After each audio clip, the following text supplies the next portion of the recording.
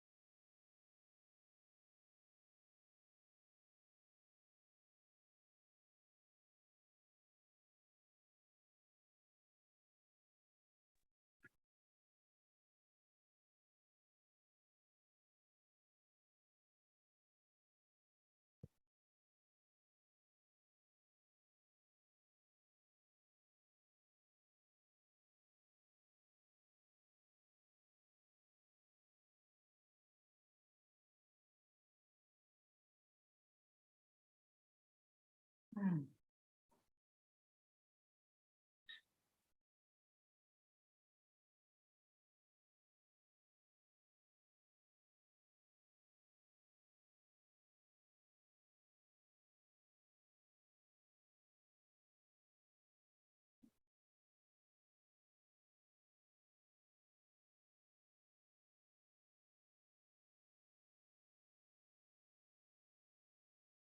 Mm.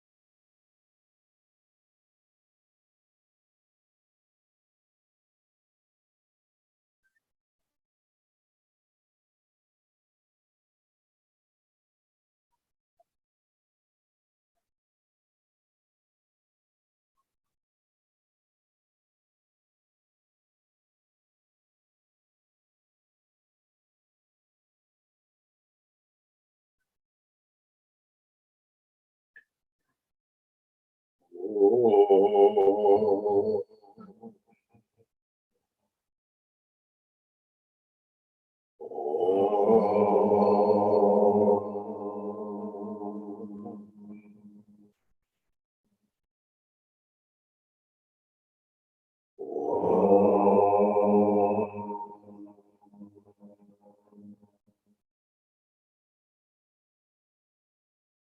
Om Sahana Bhavatu Sahanau Bhunaktu Sahaviryam Karavavahai Tejasvinavadhitamastu ma vidvishavahai.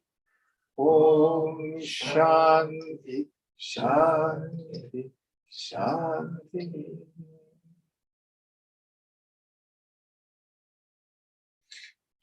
So that's a little taste of some Vedic chanting. That's one of the Shanti mantras from the Upanishads. We come across it in the Kathopanishad. And it means, may we study well together. May we not have misunderstandings. May we be freed from external agitations and mental agitations and physiological ones. Om, peace, peace, peace. So again, I'm having a delivery of my new router, which is supposed to come before 8 o'clock tonight. So I'm leaving the phone on, and if we need to interrupt, I apologize, but I need to be able to answer the phone and take delivery. So let's start off with a quick check-in, and along with that, this is our last class. If you have questions about your practice or about any of the ideas that we've covered in the 7 weeks so far, who wants to go first? I'll go. I've been doing my hour a day, and the mind is vomiting up a lot of stuff. Seems to be that with more of a quiet mind, sort of more qualities of the personality that are less than desirous are being shown. Mm-hmm. So that's very interesting and sometimes quite destabilizing. Well, I don't know why. May I address that? Because it's Yes. important for all of us. That's very standard. And I have some sad news for you. You've been that much of a jerk all along. Now you're just aware of it. Exactly. Did you get that? So much of our behavior in the world is completely unconscious. And 90% of our healing is becoming aware of it. Oh my God, do I really do that all the time? So it's not about beating ourselves up. Rejoice and be glad, because now you have some awareness. Well, and when it's coming up, it goes through a lot more quickly. Yeah. And the period of self-loathing is very quick and very short now. And then goes to sort of understanding and compassion. And oh gosh. And also understanding that everybody else is in the same boat. Well, and it's what we call, the Buddhists call it actually more than the Vedantas, the second arrow. Have you heard about this? Mm-mm. So yes? No, I have not. First arrow is whatever's causing my suffering. Oh, I get mad at so-and-so and I'm greedy and selfish. The second arrow is I'm a piece of crap because I get angry and selfish, etc. So at least do our best to not have that second arrow of suffering. I have news for you, sweetheart. You're just an ordinary yogi. You are so ordinary, they wrote books about you 1,500 years ago. Oh, yay. That's for all of us. So that's about it. inverting the faculties is really challenging. Yeah. Very difficult. When, not last week, but the week before, when you did that little whatever you did to me, that night I went home and I couldn't sleep for hours. And it seemed like in this, there was like emptiness looking at emptiness. It was just that. And my suggestion, Chintyam, you really can't think about it. Yeah. It's unfigure out. Yeah. Yeah. Avyapadesha. Upadesha. Upadesha means to teach or to talk about. Mhm. Got it. Perfect. You don't need to have to put it into language. Okay. So anyway, that's it. Very good. Very good stuff. Who's next? I can go. My name Okay. is Mike. So I've been keeping my 40-minute practice, and that's been going really well. I've been like on the weekends, not taking a day off, so that's been nice. Don't need to get it. Okay. A little while back, in class, I was talking about like sometimes I was starting to feel a little depressed because it's like, well, who am I? Like my sense of self is disappearing. Yay! But that is actually calming down too. So I'm not feeling kind of depressed about that. It was interesting that the other day I was thinking like, well, do I have any goals anymore? Do I really want to do anything anymore? But then I'd be like, yeah, there's things I want to do that I like, but it didn't have quite the emotional charge, Yeah. which that felt good. One particular question I would have maybe about a technique, if it's other than getting enough sleep. There are times where I'll be meditating and I just want to doze off, like my head will start bouncing. Mhm. Is there anything to do in that moment? Yes, yes. So the mind will go through these particular states as it enters into meditation. They aren't always in this order, but they frequently are.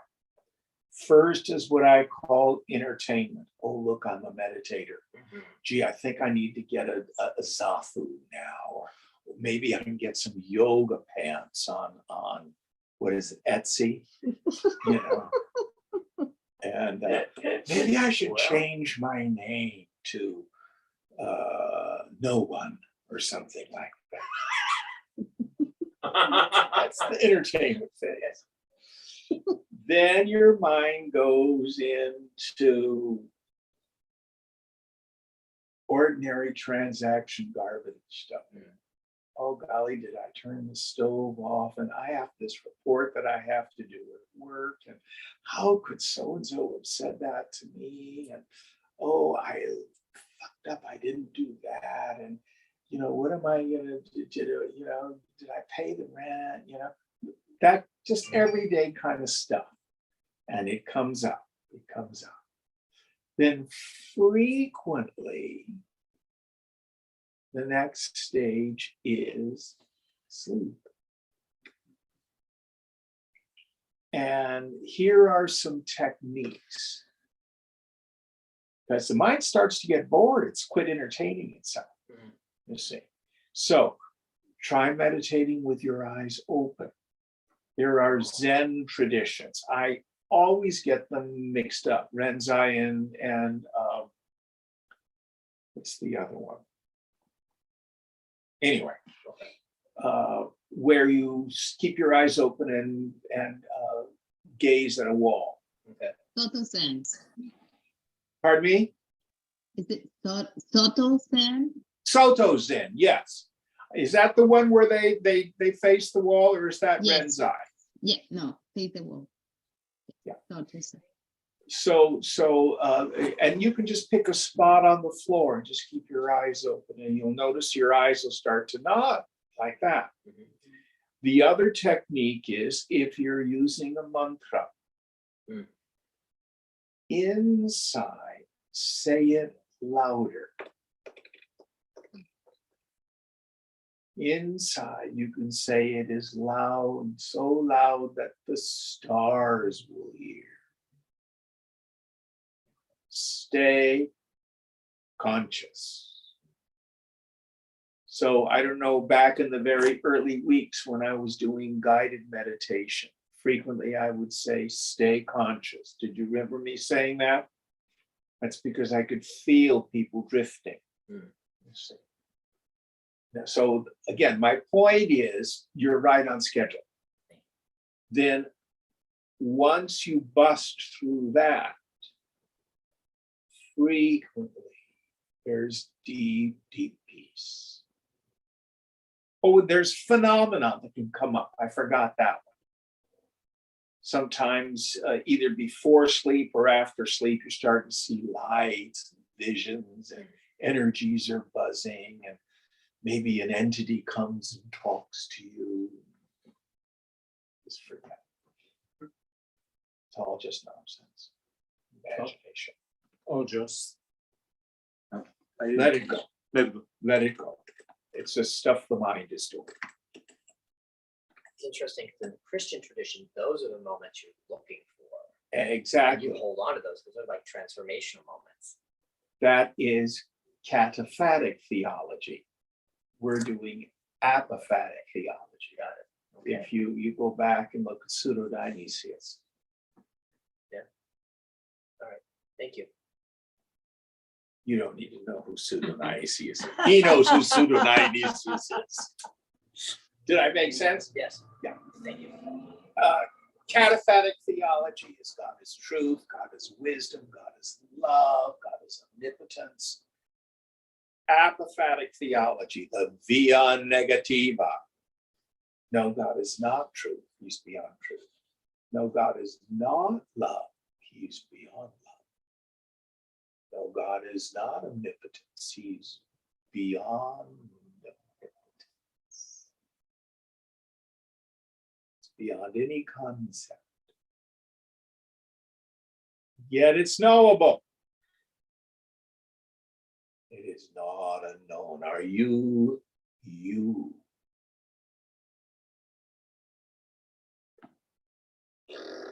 Good stuff. And again, these are standard things that people go through.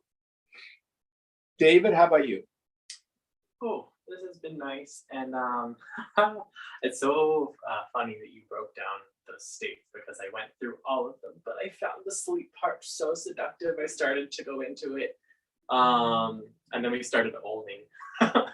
But I think ever since I went on the retreat, I've just been able to have moments of really like locking into stillness, which has been great. Yeah, as a returning point, just like coming back home to that. See, now, I've never used the term locking into stillness, but it works. That's fine. You know, I don't know if Kevin did use that or you made that one up yourself. Doesn't matter. I like the phrase coming home. So I'll give you the Sanskrit technical phrases. We have what's called manolaya. Laya means the dissolution. And in fact, they talk about it in the Raja Yoga tradition. What do they say about it in your training, Daniel? I'm sorry, can you say that again, please? Manolaya. I don't recall it being talked about in yoga. Okay. But it's falling asleep, basically. It's going unconscious. The other term is called manonasha, which sounds terrible. It means the destruction of the mind. But it means when the thoughting ends, but you're fully aware. Now, practically speaking, you can say the term you used the first time. I liked it. Locking into stillness. Locking into it, yes. But then you'll see thought will happen sometimes on the surface. There's a metaphor. It's like when you're having a conversation with someone and then someone you know is just walking by behind them. You notice, but you just stay with the person you're talking to. There's something going by. Any thoughts about any of the philosophy or the other in your life techniques that we've been working on in this class? The only thing that comes to mind right now is I was doing very regular morning sits, and I had a couple kind of shifted into the evening for a bit, and for the last 2 or 3 days, it hasn't been as regular, so I feel a little bit uprooted from a routine that was becoming constant. So I guess I'm just telling on myself that that feels a little bit in flux and less stable. But I don't want to lose the momentum of the practice because I can already feel a layer of kind of like crust or staleness. Yep. Yep.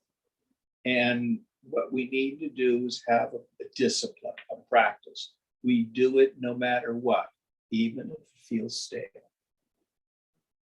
We have to let go of our expectation of experiences in meditation. Sometimes it's a struggle, frequently. Well, I guess the thing that I'm trying to figure out is around these energy states. When I wake up in the morning, it takes me a while for my brain to really feel functional, and it doesn't ever feel good to sit and meditate before my brain is fully, like the computer's fully booted up. And in I'm the same way. And in the evening, I'm really present to myself, but I haven't figured out the practice. Just don't skip a day. Okay. Perfectly okay to meditate in the evening. You might even try both. Yeah. But I have my coffee first. I need to kickstart my heart, get my body moving, do my toilet and all that kind of stuff. That's not the first thing I do. But that's me. Everybody's a little different. Who's next? So I can go next. My name is Faz. I've been doing every day like 30 minutes, and today I felt the energy or gaze of somebody on myself as I was sitting in front of this balcony, and when I opened my eyes, there was this huge bird. I think it was a hawk. And when I looked into his eyes, he turned his face away. He turned to the side, and then Of course, they do not have binocular vision. He had to turn to the side to see you. right. Yeah. Anyways, it's amazing energy. I mean, But you felt his presence I even with felt your the eyes presence, closed. yes. See, and we're all that sensitive. You're just becoming aware of what's really out there. But on a different note, I still cannot get out of the thoughts that they just keep coming. You just said the destruction of the thought was ringing a bell, that at some point would it end, and would there be something else that I could just experience in my mind? There are moments in meditation of absolute quiescence for mature practitioners. We had this conversation, I think it was last week, about samadhi. Right? But don't chase samadhi. For beginners especially, the best viewpoint is what we call sakshi bhava. Take on the attitude of the witness. Turn the volume level down. Don't care about your thoughts. Don't be concerned about them. When you get caught up in the theme of your thinking, bring it back to your point of meditation, whether it be the breath, whether it be a mantra, whatever it is, what we call Ishta Devata. It literally means wished for deity. Whatever your idea of God is, if you want to do that.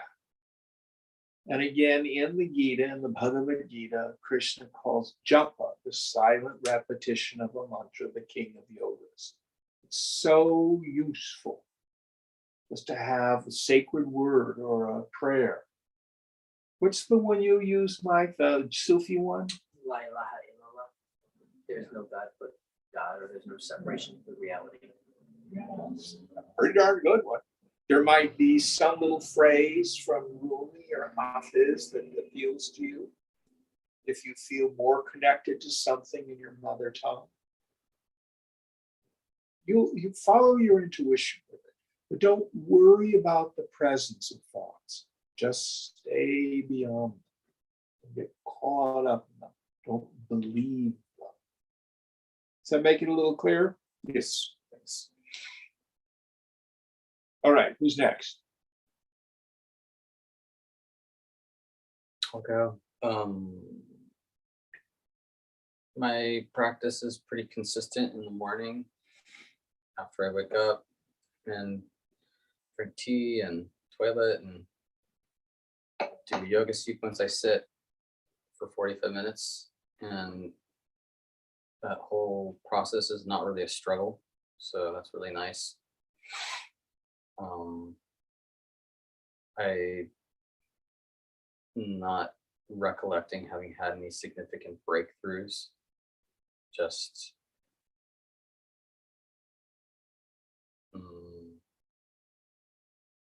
just consistently sitting and trying to be aware of thought.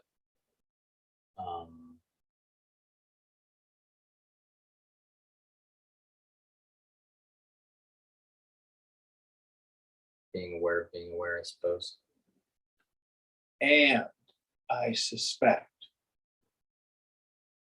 and this is for all of us, the benefits of meditation show up in our daily life. What does it mean? It means I don't get so reactive to things as I used to. That I've got an underlying feeling of joy and acceptance. I'm not compelled to regret the past or worry about the future as much.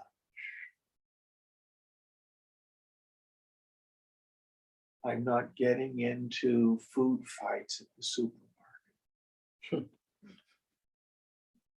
So rather than worrying about the experience you're having, your 30, 40, 50 minutes of meditation, after a few weeks, we've been doing this 8 weeks now, have you seen any particular change in your daily life?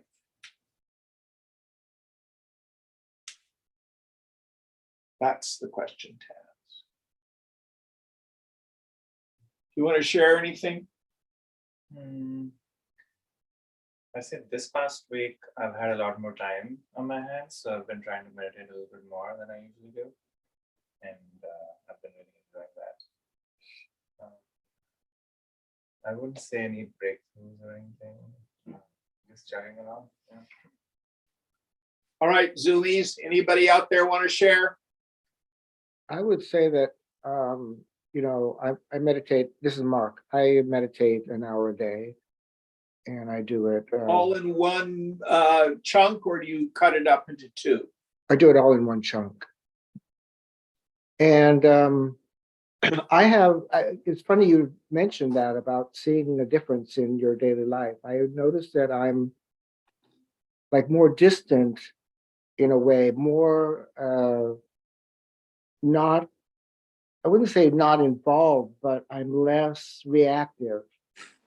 I could be reactive and let it drop right away. Whereas before I would like sit and go rah, rah, rah, rah, and in my mind, and it doesn't do that as much anymore. And that is really pleasant. It's really a breakthrough. It's different for me. That's really good. Yeah. Anybody else in Zoom land? Yeah, hi, this is Jessica. I've been meditating every day. What I started doing was sort of turning my attention around and paying attention to areas where that always feels like there's a sense of self in there, especially around my jaw and mouth, and then up into my, like between my eyes or behind my eyes. And when I do it, I notice that there, especially around the jaw, there is nothing there. There's no self there. And then when I do it around in towards the back of, behind my eyes, it's a little bit harder to see that there's nothing there, but there is just a sort of like this spaciousness. But I can't do it for very long because I get these very strong body reactions, like jerks, and like I have to like energy comes up from my stomach. So I don't know what does that mean, and should I keep doing it? Is it useful? I wouldn't worry about a geographic location of the self. Self is not anywhere. In the end, what we'll be dealing with this tonight, just like you were not in the body of your dream, you were not in your waking state body. Just as you do not incarnate into the dream, you are not in the dream is in you. You are not in the body is in you. So, yourself is not in your jaw, and it's everywhere. It's not behind your eyes, and it's everywhere. Frequently, I will use the expression, look behind your eyes. It's metaphor. It means notice the knower. But it's not like behind your eyes. If the self were behind my eyes and I turned my head, I'd whack Puneet with the self. It's not like that. Okay. If you're having a lot of energy moving through the body, that happens to many of us. Notice it. Don't try to stop it, but don't get hung up on it. You might want to think of the energy coming out of your head, Okay. like letting it be vast and empty, Do you taking know up. why the body space. does that? Pardon me? You know why the energy does that through the body? Do you know what it's That's the whole silence of Kundalini, which we don't have time to go into. okay. But you can start looking up Kundalini online if it interests you. Okay. Thanks, Jim. And it's better with Alfredo sauce.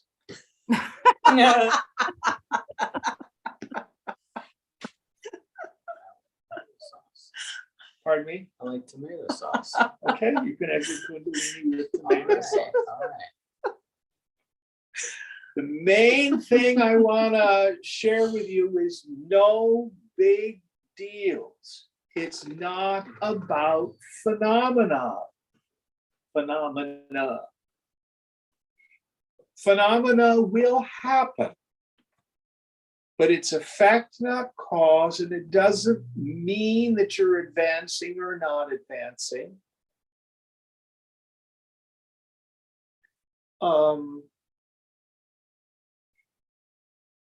If you go to the gym, have you ever had wobbly muscles afterward?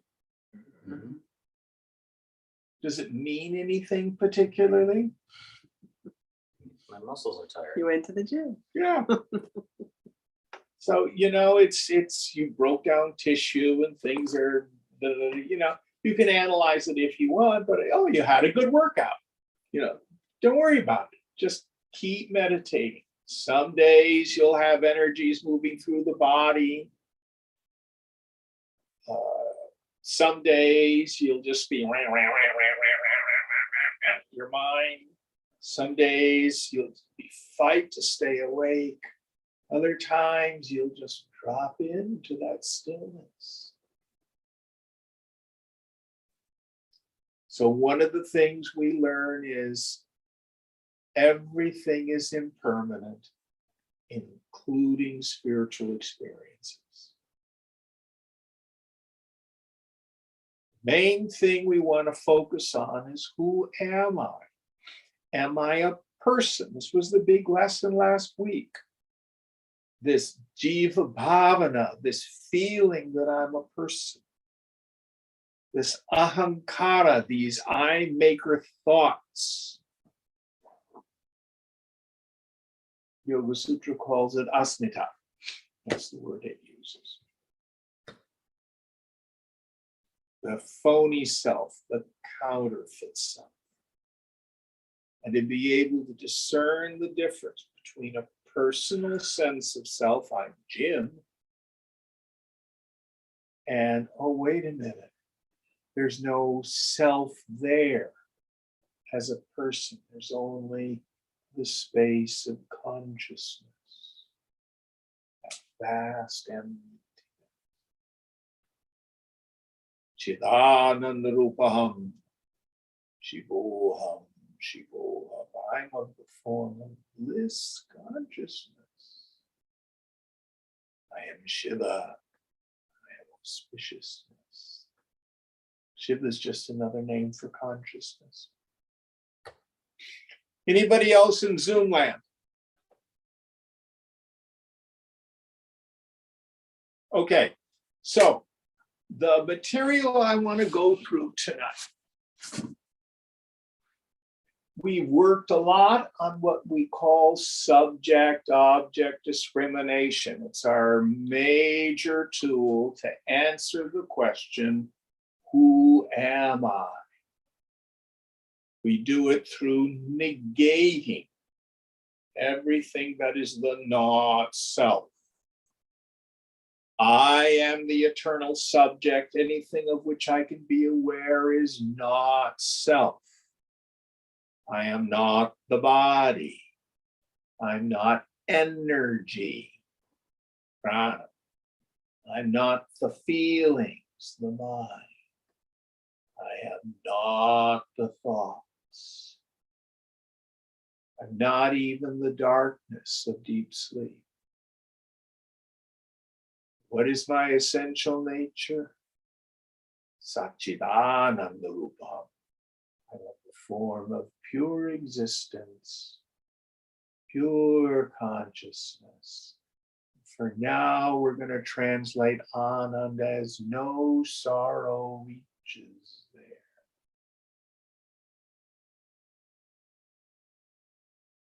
No personal sense of self is real. Well, I'm sorry we lied to you. What we've been calling the not self, it's not self, it's the self too. So, there are three questions as yogis we need to deal with. The first, which is the major question we've been dealing with in this class, who am I? The second question is, what is this world? Third question, how has it come about? Now, what yoga says about it, we have two statements. Brahma Satyam Jagan Mithya. Brahman, or consciousness alone, is real. The Jagat. Jagat means the entire phenomenal world. They call it Jagat because it goes Jagat, Jagat, Jagat, Jagat, Jagat, Jagat, Jagat, Jagat, Jagat. Just keeps trucking along. The entire phenomenal world is Mithya. Mithya. You should see it spelled in Roman letters, which means illusion, which means literally a lie, something that's false. Well, that's awfully negating.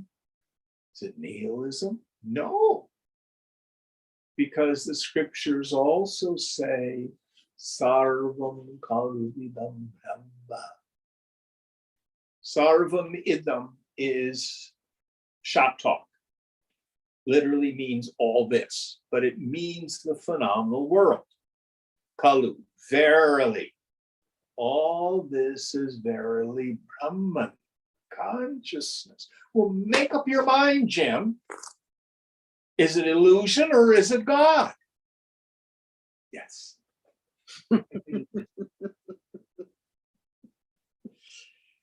And the way to explain it, the scriptures do this breakdown on causation. They have what we call a material cause, an instrumental cause, and an efficient cause. I know that sounds kind of heavy, but don't worry about it. We'll explain it. So we'll use as an example a potter making a pot. So the material cause of the pot is clay, what the pot is made out of. The instrument is the potter's wheel. The efficient cause, who's doing it, is the potter. Potter, efficient cause. Potter's wheel, instrumental cause. Clay, material cause.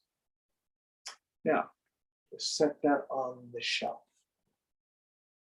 Let's go to the dream state and the world of our imagination. So if you close your eyes for a moment and visualize an elephant, is yours an African elephant or an Indian elephant? Mine's an Indian elephant. It's in one of these processions. It's got really groovy things with balls on the end of its tusks. And it's got like a coat on each side. And there's a dude with a turban sitting on top.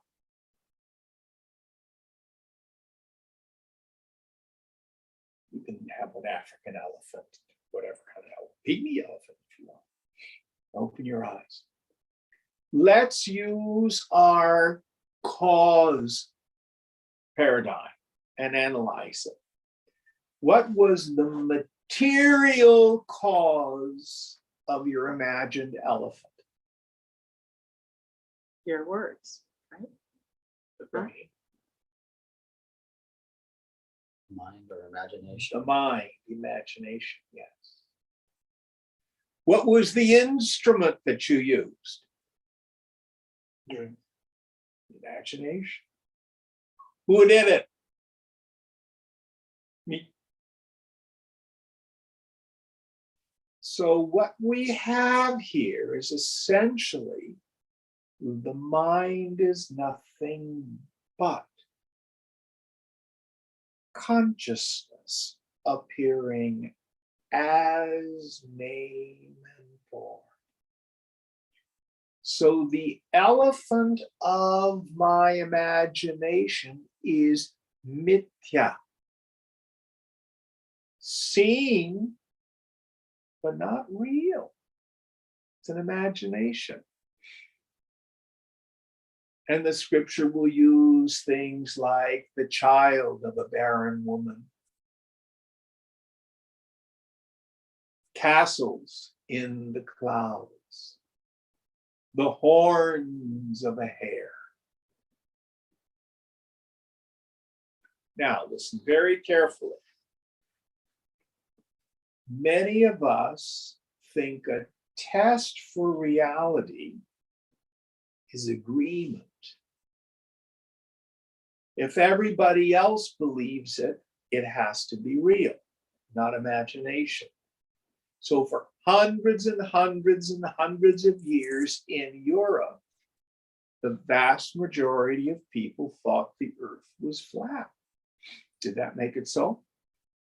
No.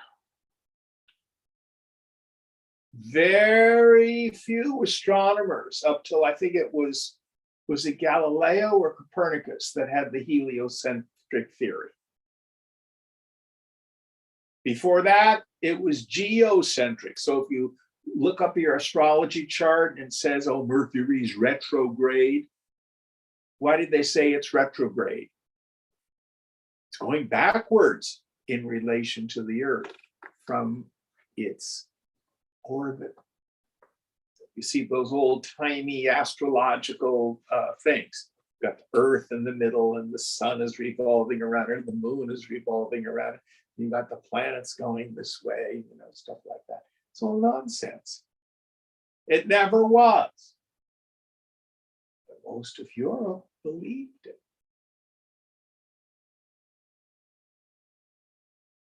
So just because lots of people believe it does not make it so. Does not make it real. So let's go back to our imagination, our fancy, our elephant.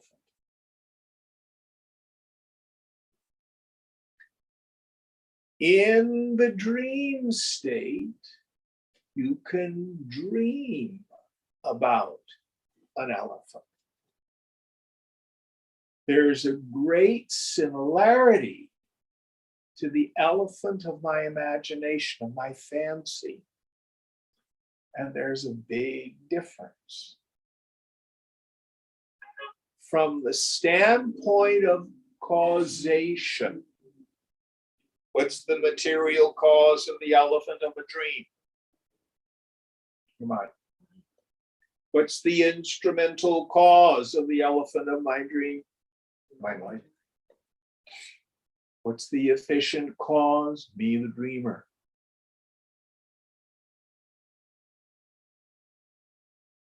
But wait a minute, Jim.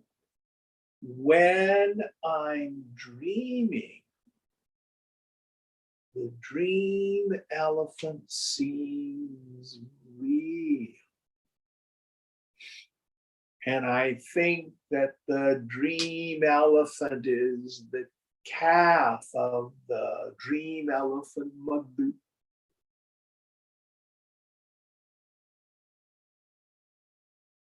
And I think, oh, it can cause this and it can cause that. And to the dreamer, it seems real. Now, remember in our discussion about vasanas, those unconscious tendencies, and that it had two powers, veiling power and projecting power. I have the non-apprehension of my essential nature, and then I project this phony self, this counterfeit self, this personal sense of self. The same thing happens in a dream. In a dream, the precondition to the dream is I fall asleep, which is the non-apprehension of myself as the waker. Then when my mind projects a dream world with a dream body, which becomes a locus of perception, I'm peeping out of that dream body at the dream people, places, things, and conditions. And I have a dream ego. I think I am that dream body. And I have my thoughts and feelings inside and my perceptions outside. But when I wake up, I see that that whole world of the individual knower, the world seen, all the reactions and stuff was all a creation of my mind.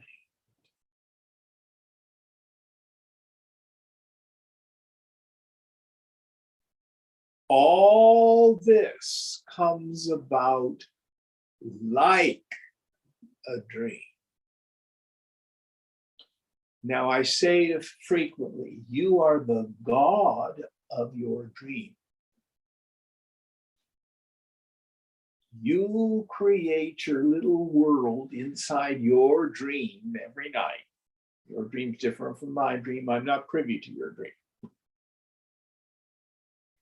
This world comes about, the only way we can talk about it is God's dream.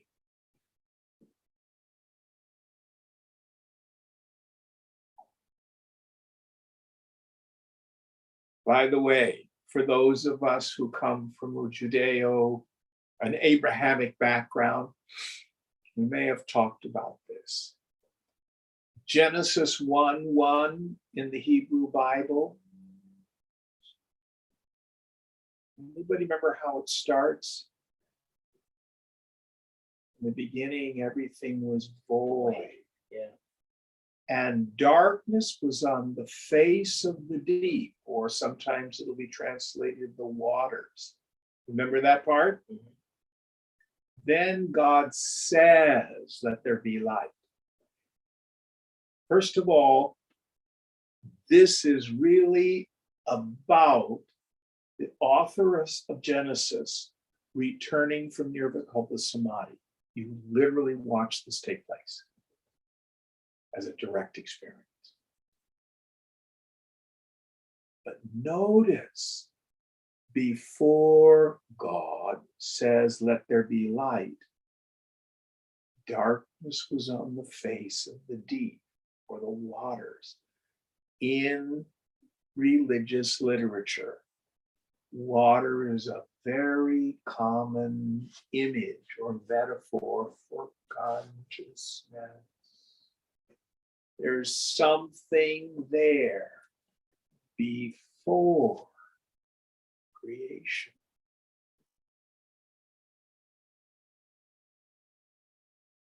What was there before the Big Bang? In the Bhagavad Gita, Lord Krishna says, and one small portion of my being, it's so teeny tiny, really says that, is the entire universe.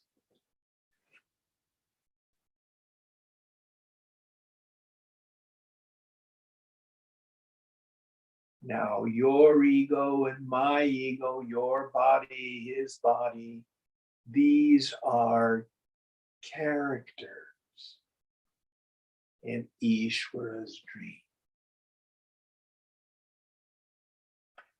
But just as it is you who knows this waking state reality, and it's you who knows the dream state.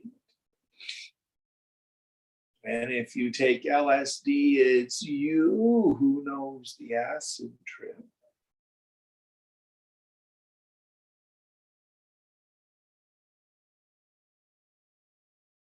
I am Atma Brahma. The self in you is the infinite. Now, who am I? Brahmasmi, I am Brahman. What is this world? Brahma Satyam Jagan Mithya. Brahman consciousness alone is real. The phenomenal world is not solid, separate, and out there.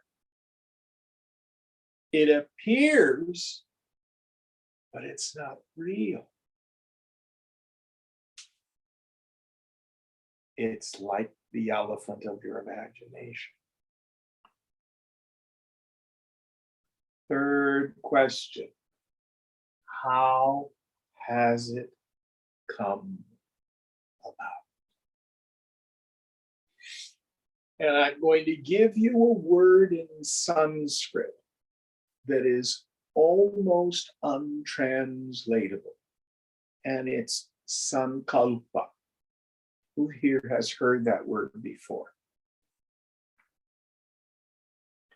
It means wish, will, thought, intention, imagination.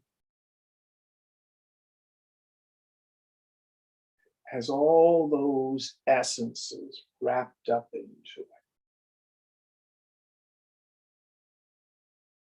Here is the law of Sankalpa.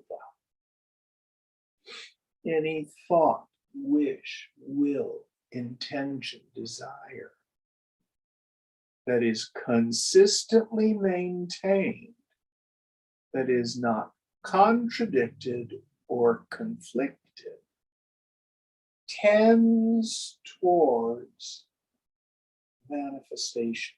Better word is grossification. So it is by means of my Sankalpa that the world appears the way it does to me. So, Wendy, this is going directly to what you were talking about earlier. Now, the vast majority of our Sankalpa is unconscious. One of the things meditation will do is help make what's unconscious conscious.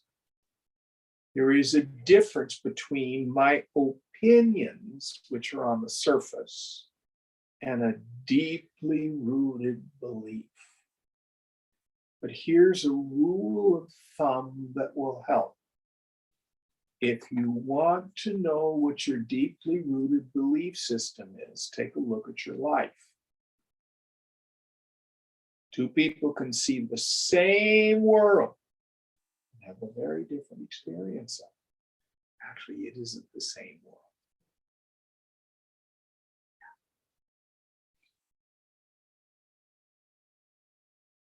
One person can say, oh God, how can you bear to live in Oakland? It's so filthy and people are so angry and there's murders happening every day and there's such poverty. And not only that, there's Republicans in the world, and they're just terrified and stuff like that. Someone else can have a very different experience. Oh no, I love where I live. I love the diversity of Oakland. And just the 4 or 5 blocks around me, there's Ethiopians and there's Thai and there's Chinese and African Americans and people from Persia and people from, all over the world. And we all live together and share our view of things. One person I know rides public transportation and he's always getting into arguments, always getting in fights, always getting thrown off the bus. Well, I live in a different world. This is God's honest truth. I'll be on the number 12, and the next thing I know, I'm talking about God with a little old black lady. Stop at the bus stop at the corner, right across from the Grand Lake Theater. There's this guy, and he's struggling with drugs. But he knows there's a God, and he knows there's a God who loves him. So before the bus comes, 10, 15 minutes, we're talking about God. Now, do I live in the same world as someone else? I had another friend, he was sitting right where Wendy was. Well, COVID, all the big pharma's trying to rip everybody off, and it's I don't want to take the virus, the vaccine, because it makes you sick. And I've looked at all this stuff, and then Laura Ingraham said this. He saw her YouTube and blah blah blah blah blah blah. And I said to him, "Stop! I don't live in your world. You can live in a world of fear if you want. It's not the world I live in. I live in a world that's graceful. It's filled with synchronicity, God shots. Always somebody or something coming along to help.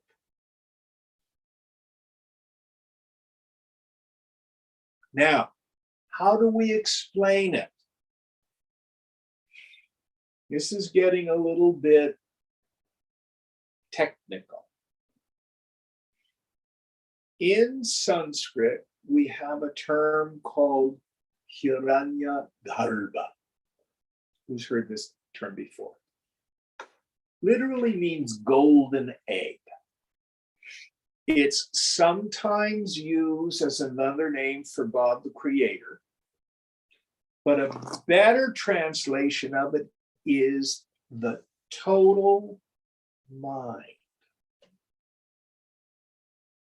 Let me see if I can give you an example of how it works. When I first started going to the movies, when they had the movies on a reel, the screens in the theaters were shaped much like the Krishna thing. They were basically square. They ran the film. And then I think it was in the early 60s, they came up with a new technology called Panavision. Do you remember that, Mike? Are you old enough to remember it? I do. How the West Was Won was the first Panavision. They changed the shape of the screens in the theaters. They were like this, like a number 10 envelope, like my TV. And when you were sitting in the theater and you looked behind you, there wasn't just one window projecting a movie anymore. There were 3. So the technology, in fact, was there were 3 movies going on at once, simultaneously. I have no idea how they coordinated it, but it was like you couldn't see the scenes on the screen. 3 movie projectors projecting this image. Very, very cool. Now we have holograms. Now we have virtual immersion. I have no idea how to do that. But the whole idea is the images are projected from so many different viewpoints and sources. Is that making sense? You get the imagery. All this is like that. So every single one of us is projecting our little personal zoo. And the worms, and the germs, and the dogs, and the frogs, and space aliens, whatever's out there. All sentient beings. The sum total of them is the total mind. Probably even beings on other planes of existence. Christianity, we have angels and archangels and thrones and dominions and powers. In the Middle East, they've got jinns. We have aksharas, celestial damsels. We've got asuras, and rakshasas, all these various beings, the devas. But the total of all sentient beings is projecting this enormous hologram. So if Wendy gets hit by a bus tonight, actually a little bit of the universe winks out of existence. And if a baby is born tonight, a little tiny bit of the phenomenal universe pops into existence. It's this enormous group effort.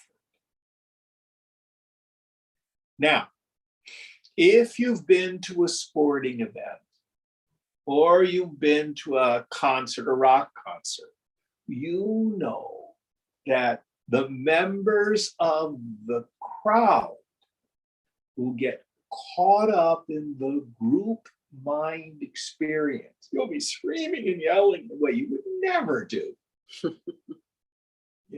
in a restaurant. Am I making sense? Mhm. Or we see panic.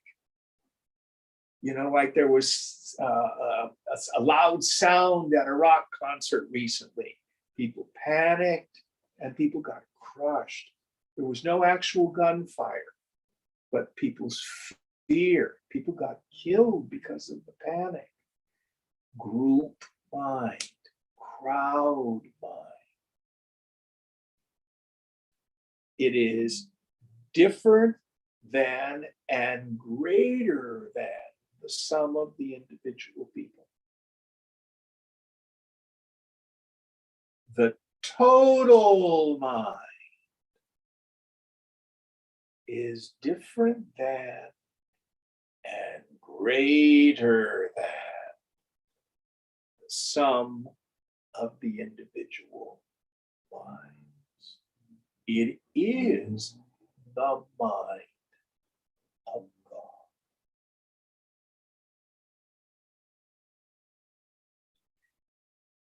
Is this pantheism, Jim? No. It is panentheism, philosophically. What's pantheism? God is the sum total of all the living beings and stuff like that in the world. What's panentheism? God is in all the living beings in the world, and that works in the total mind, and God is beyond that. Ooh.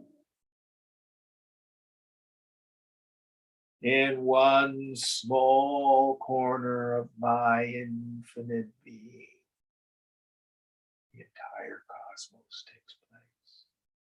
But I am way beyond that.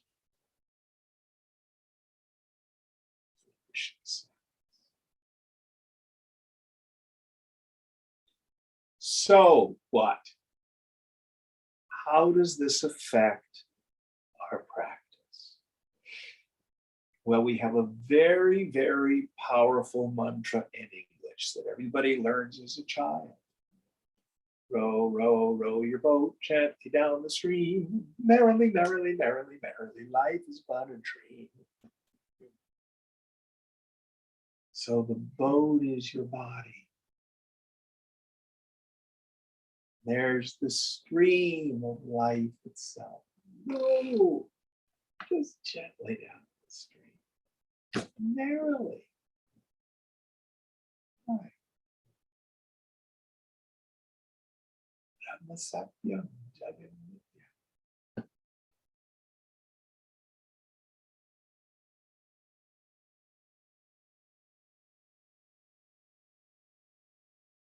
What's the other one?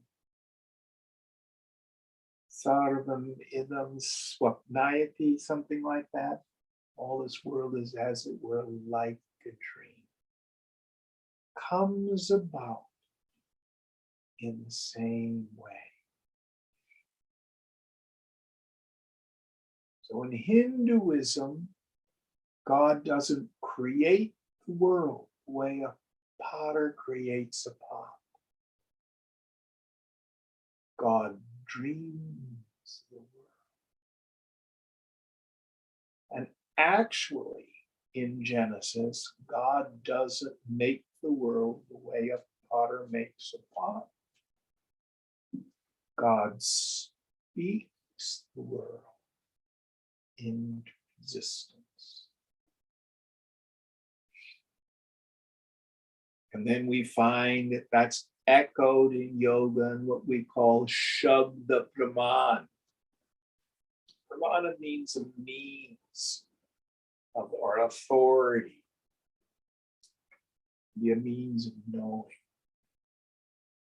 Shabda means sound. I mean, there's one meaning of that term in the chanting of the scriptures. That's a means of knowledge. Study of Indian music. But the whole idea is this confluence between speech and mind. Looking at a YouTube video today, it was fascinating how in ancient languages there doesn't seem to be a word for blue.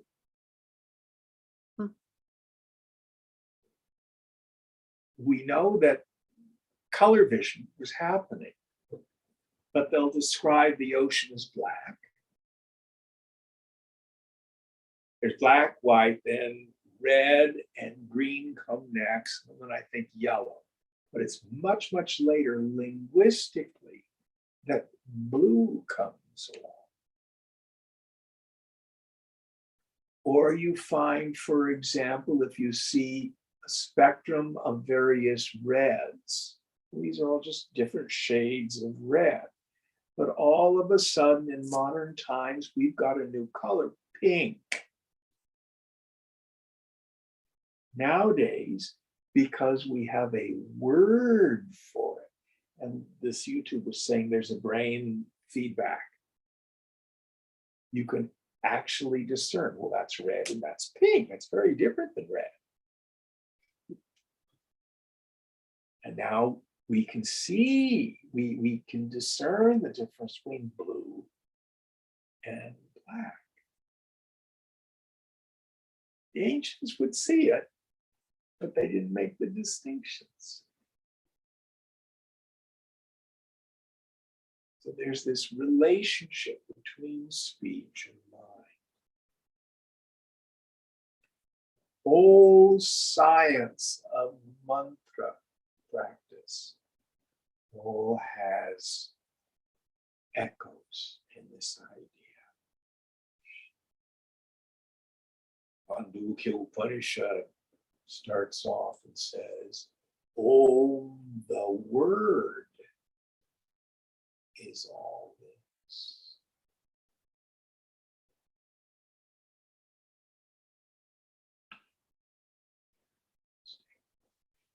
So, the yogi first does work on discrimination. I am not my thoughts. Virtuous thought, vicious thought, trivial thought, important thought. I am none of it. But then when the yogi begins to understand that the content of my mind can affect these deep asanas, which creates my experience. So again, those of us who come from the 12-step tradition, what does AA stand for? Altered attitudes. One of the common 12-step assignments you get, make a gratitude list. What's a gratitude list do? Takes the mind from its habit, life sucks, I hate everything, I'm in terrible trouble, into I'm grateful for this, I'm grateful for this, I'm grateful for this. And through habits, a change, we find our perception of the world starts to change. So I'm going to give you a corollary for the law of sankalpa. Remember the law of sankalpa. Any sankalpa consistently maintained that isn't contradicted or conflicted tends towards manifestation, trends towards grossification. Thoughts are things and they have wings. Here's the corollary. I call it the law of the third eye. Third eye located in the forehead. One of its mystic powers is the attentive faculty. So it's like if you've got a bike helmet with a headlight on it. Do you have one of those, David? Not a helmet, but I've got lights. So Like- no. Like a band or something? No. But you've seen them. Mhm. So if you've got a bike in your helmet with a light on it, you move your head and you can illumine stuff with it, like a miner's helmet will do that. So the law of the third eye. What you look at, you're going to think about. What you look at repeatedly, you're going to think about repeatedly. Repeated thought becomes habitual habituated thought. Habituated thought sinks into the unconscious and becomes the law of my life.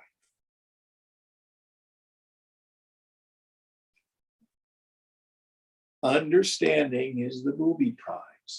You may understand, oh, I have all this negative thinking because of my horrible father. Oh, I have all this fear because I was in an unsafe place as a child. Can be absolutely true. But at some point, we have to take on the hard work of changing habituated thought patterns into new ones.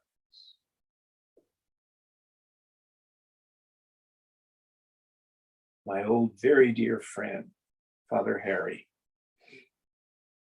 when people would say, Harry, I just can't pray. I don't believe this stuff.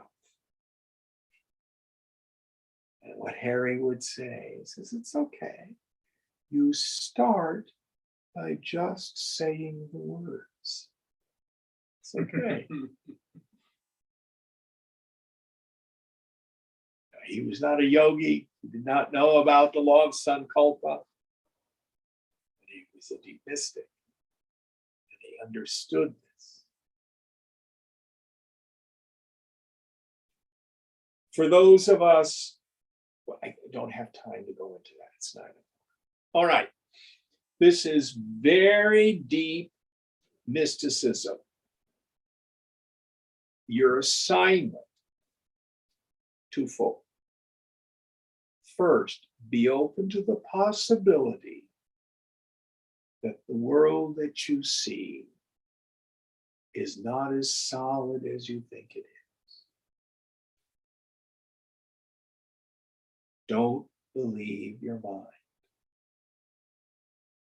Number two, if you can see that you have some habituated negative thinking, catastrophizing, or control issues, or survival fear. First and foremost, we have to make the unconscious conscious. Notice that I'm doing it, what we were talking about in your check-in.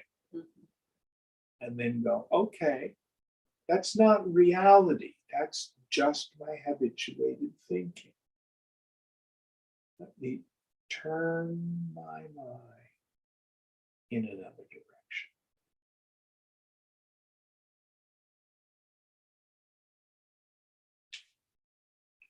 All right. Thank you all.